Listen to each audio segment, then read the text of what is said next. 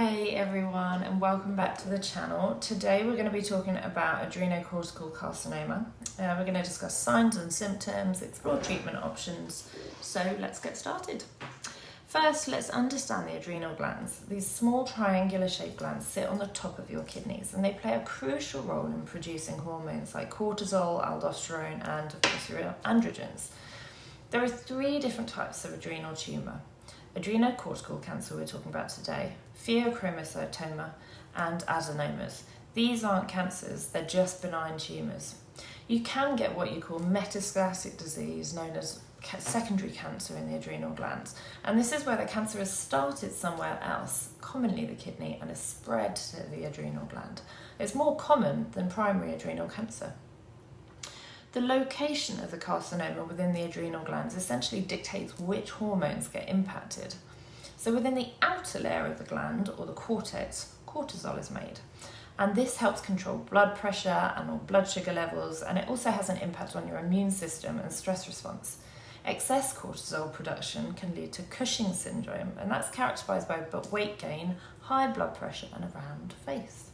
Aldosterone is another hormone made in the cortex, or the outer part of the adrenal, and this balances the amount of sodium and potassium, and it regulates water balance in our body, so it's very important.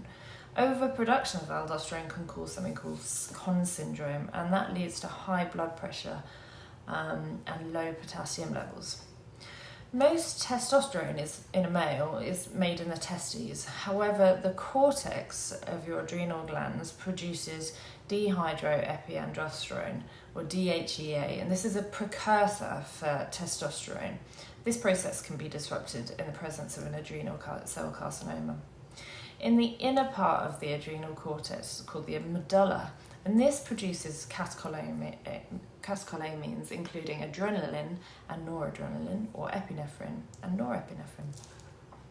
So adrenal cell carcinomas are rare, but they can be quite aggressive in their disruption of normal of hormones. Only 220 people a year in the UK get diagnosed with adrenal cell carcinomas. But interestingly, there are geographic variations, with significantly higher numbers being reported in southern Brazil. We're not quite sure why. Conditions that increase the risk of developing cancers. These cancers include genetic syndromes like Lee-Frauman syndrome and Beckwith-Wiedemann syndrome. Also, familial adenomatous polyposis can have an impact, and multiple endocrine neoplasia type 1.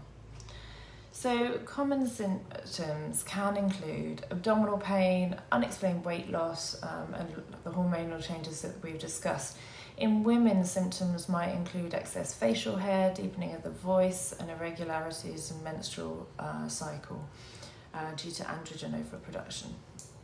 So diagnosing adrenal cell cancer involves imaging tests like blood tests as well, to check hormone levels and sodium and potassium, and also an ECG potentially to look at the heart. Sometimes a biopsy is needed, but imaging is also a part of it, so CT and potentially MRI. Treatment options really vary based on the type and the stage of the cancer. Some medications will be given to manage symptoms, but also surgery to remove the tumour can sometimes be the first step. But managing those symptoms as well will obviously be paramount in treatment before surgery, to make sure that you're comfortable and not struggling with too many of the changes from the hormones. So in some cases, the entire adrenal gland will be removed. And additional treatments afterwards can be used, including chemotherapy, potentially radiation therapy, and targeted drug treatments. So post-treatment, patients might need to have some hormone replacement therapy if the adrenal glands aren't functioning properly.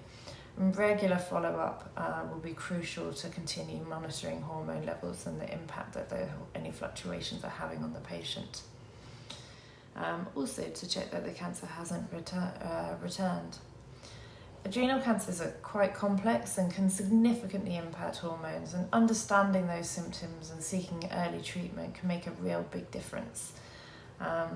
If you found this video helpful though, please like and share and subscribe for more health related content. So stay healthy and see you next time.